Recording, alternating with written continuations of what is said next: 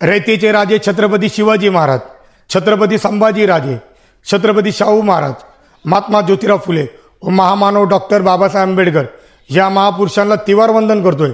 2 दिवस अगोदर औरंगाबाद रेल्वे स्टेशनचं नाव छत्रपती संभाजीनगर करण्यात आलंय। आनंदाची गोष्ट आहे, पण तुम्ही इतिहास विसरू नका।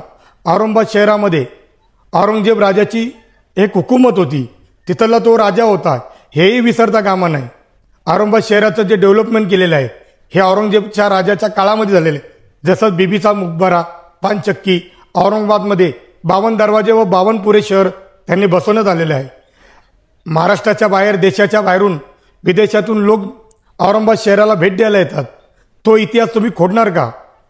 इथले पंतांनी भोसले घराणं संपून टाकलं।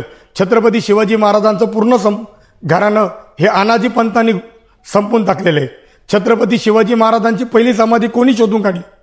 महात्मा ज्योतिराव फुले। 3 दिवस लागले त्यांची समाधी शोधायला, आणि त्याले अनाजी पंत म्हणतात की आम्ही औरंगजेब राजाचा पूर्ण इतिहास मिटून टाकू।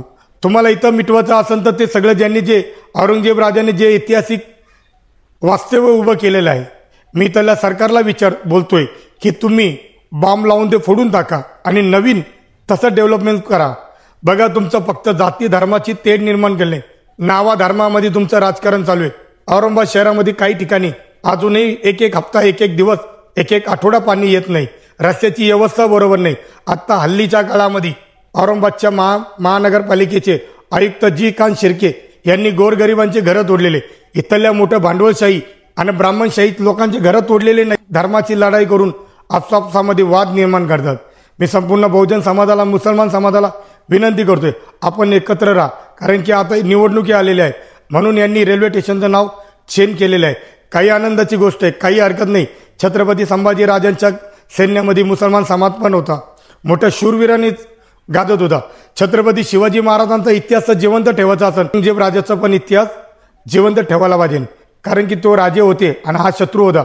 इतिहास पुसता कामा नाही। जय भीम, जय महाराष्ट्र, जय शिवराय।